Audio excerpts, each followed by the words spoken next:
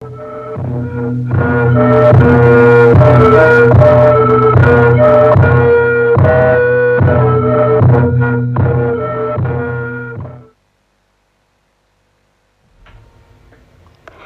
India Radio Imphal medium wave meter zathum somli point khat kilohertz gya somgya le ni le FM megahertz za le thum point nga panong ki pangkya paite program ahi tunin Thuthak Lakkhawm Simna le Ngaihkhiakna ten Phatna la kilom tak tak na hon tel khom teu nga ina ini dingu Lateel amasapena inga idingu Tanglai Eden huan chila thangzaman le alom te sak deya hon tel tu te dorkas beng niulam ka apan twal zagin Khamzachin Swanlian Mary Kimle Ataten Moal Pheng Khomi Muntom Toma Omtele Moal Pheng Khomi Tengtenga idea ahon telu le Manipur Bhavan Kolkata apan sam khan lalin Swangpe Mun Khomi tenga idea ahon tel ahi ingai dingu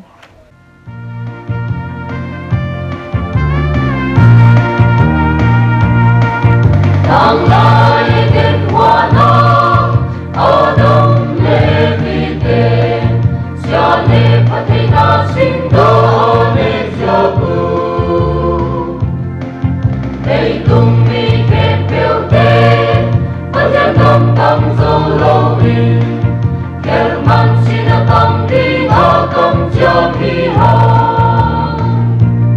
Sinapan on jadinin Wang yan đâu bố Ang leginin atap anesun pian Ngaihkhiakna kisikin Tau patyang suan leji Tang ton sinapan inna ng adingin O in twilight deo Na unsan tanenin Sudon kay kapin sinarang pitonin Kay ang kapamangha Nawamang sanlayin song Ahit na si sanduangin ng hong samhin Sinapan On jadinin Wang yan đâu bố Ang leginin atap anesun pian Ngaihkhiakna kisikin Tau patyang suan lejin Tang ton sinapan inna ng adingin Onu le pati o Nahin ako tante Nahin kwan sumong ding Nantil jamenin Tang ton nun nagamha Nangaiting akim dinya Patyan di panakaman na sangdingin Sinapan On jadinin Wang yan đâu bố Ang leginin atap anesun pian Ngaihkhiakna kisikin Tau patyang suan lejin Tang ton sinapan inna ng adingin Sinapan On jadinin Wang yan đâu bố Ang leginin atap anesun pian Ngaihkhiakna kisikin Tau patyang suan lejin Tang ton sinapan inna ng adingin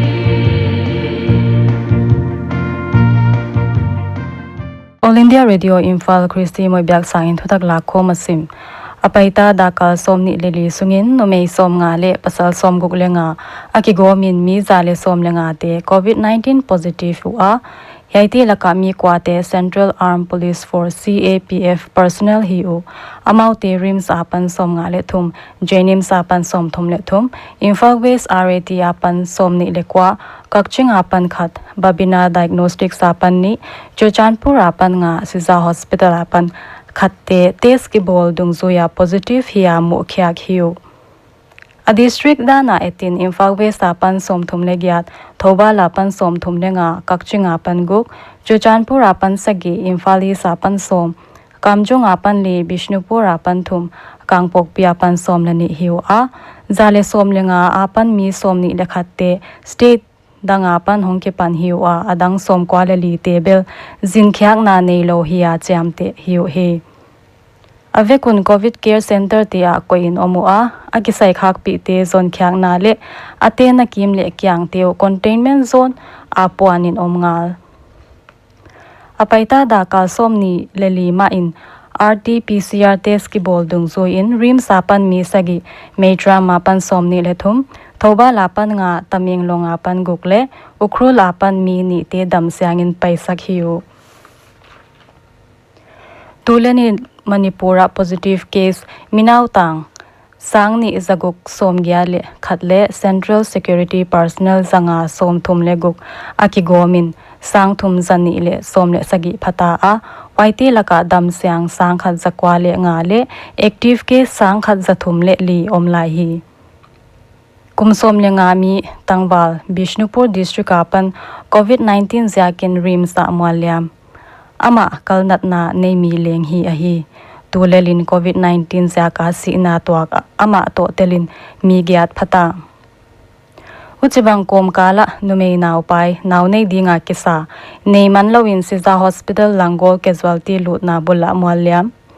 Hiai tung tang health department ten sui zuyu a committee ki bol in thuchian kimzo nisagi sunga submit dinga thu pyakin omu tulain covid nat na hilo te nel siain oma hichibang thiltung a hi na a solkalin government le private hospital ten emergency tuam boy pi ding staff se khia in chi in orders wa orders wilo pe uma tunga action khau takkila ding a hi dan leng tak langa lu he tulain state polama pan hilo state sungmi te laka leng covid-19 ve ki be lapto zel a hi na a state cabinet in lockdown sut job hoi sa in tu khani som lenga tan complete lockdown Susawa High Court in Hiai sunga zuiding guideline hon bol khading hi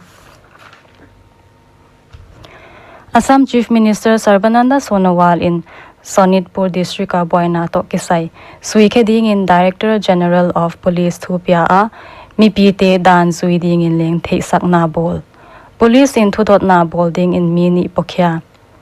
kinok to ana a liam na tuak pol khat oma case li file a ombana boina pankhetu te zonna pailel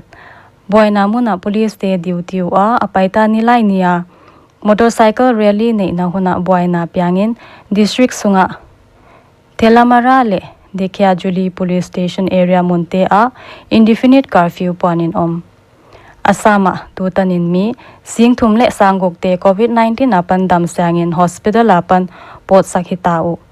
Health Minister Himanta Biswa Sarma in again na apaita daka somni leli sungin sangkhat zali som sagi le khatte discharge ahi danu again bana tulalin state sunga active case singkhat sangli zali somni le kwa om ahi dan taklang state sunga Guwahati telin rapid antigen test bolin om a Assam Solkalin state sunga plasma bank li leng pantahi Meghalaya azanin COVID-19 positive case mukhya ka hi to kitonin tulalin active case zaguk somli le positive case zakwa som kwa phata zana damswa gukte to akigomin mi zathum somli le nga te damtaw a Director of Health Services Dr. Amanwar Inzanin Traffic Police khat Singpidor bol khat le Shillong Civil Hospital la pharmacy ngak amau teng thum ten quarantine dan bo siaw a amau te to simin positive case thak som nga lekhat ombe a hi dan taklang containment zone somni legya te laka mun som te case om no lo zakin honin omta a adang mun som legya table micro containment area poanin omlai uchibang kom kala Southwest Khasi Hills district a deputy commissioner in mipite pataw lo ding in theisak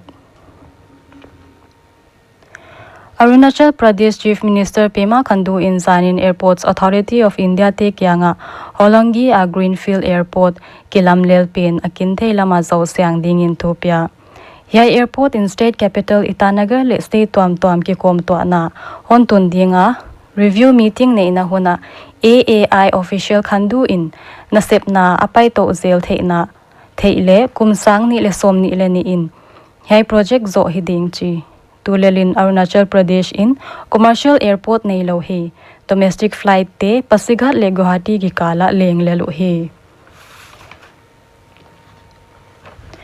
Mizoram ngakhoina pisciculture in hi hoima ma chi in fishery department in Puang Blue Revolution scheme noya department in ngakhoi mi te sumu na le ni swa sakding in panlalel a Hiai in ngakhoi mi te thatho sak ma Lunglei district ka ke Srangliana in fishery department te panpi na in fish farm bolkhya aman khatingin sumtampi pi mu ahi dan again bana farma ngat te kezia zalia zwakchi fishery department in fish seed farm leng bolkhya a Blue Revolution scheme noya central sokalin fund percent somguk lali pia a adang percent somli leguk te state sokalin pia hi The Northeastern Service All India Radio in Radio Bridge Program Malswa Biala Tuni Tak Dakwale Minute Somapan Daksom Kikalin Haulim na hun kha kheding a athupi ding in community participation and efforts in combating COVID in the Northeastern region Malswa Biala mi pite COVID dodal na apan lockdown uchi zangding hi Tunia dinga Thuthak Lakkhawm isim the Hiai ting a hi COVID-19 dona a frontline worker tina sepan pi inla pa toidan siamin thuzwau the zak tuin pangken thu belchan dol le thu dingna theina dingin Ministry of Health and Family Welfare website apan lezelin la COVID-19 the zak tuin kwama ngo ken COVID-19 veidam kikte ten bol mailowin thu hoile maban lamet na to han thon zo in Hiai nat na ve khale quarantine om khate min hi na vengmin te phaulak dinga hi ke thu swa tu Ministry of Health and Family Welfare, Government of India. Lateel ani na inga idingu enin unau bangin chi la vungzalam le alom te sak deya hontel tu te molno mapan upa chinpi vungno khanlam ton sing pau khotwan khanchin pau go chin muan ching le upa gin khotwan le tribal colony Imphal pan pastor ti khop khan siam upa h chin zatun ti chin khotwan le h n za chin ten de ma hon te lo hi ingai dingu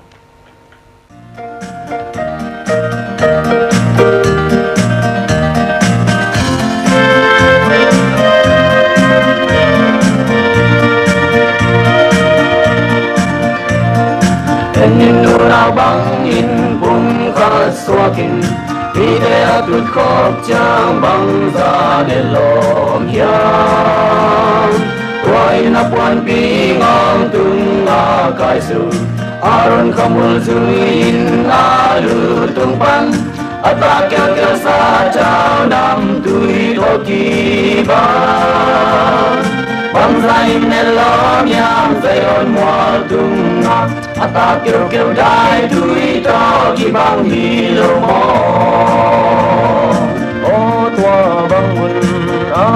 Tua bangun na tak ton tunga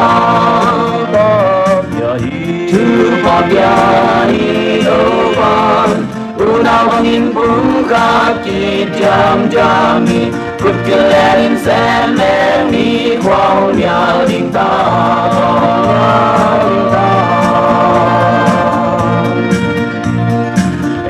cùng tuli hong tung dâu hita nani lên mua la hong tum chạy chạy ta te tom ni te tom bu a ding tam a ding ni tom loa to pa di ina lai la te ki mu no lo pi Tunin kay quan kia in xếp chơi bằng xem Ilaya oming tau padang na chinam dia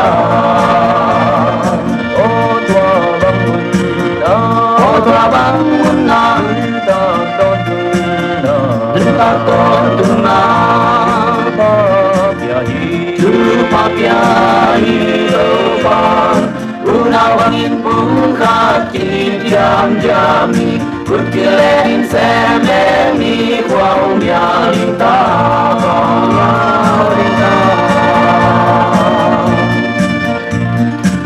ngâm na tu chi lâu gen ding lê ken amang chang sa te ma gu cha ding sim lo xếp ding dang lê ken nghe tu ni ma ma thì tuổi to cả chi tu ding quan gia đi đâu bang so na ki mang nhiều bồ đi mò amang chang khát bé bé mà xuân lâu đi mò unau bang kum khát xóa kín xem có mẹ mẹ mi ô tua bang mun na ta tôn tu na tu pa pia hi lo bang unau bang kum khát ki jam jam mi Put in Sam and need wow Yalinta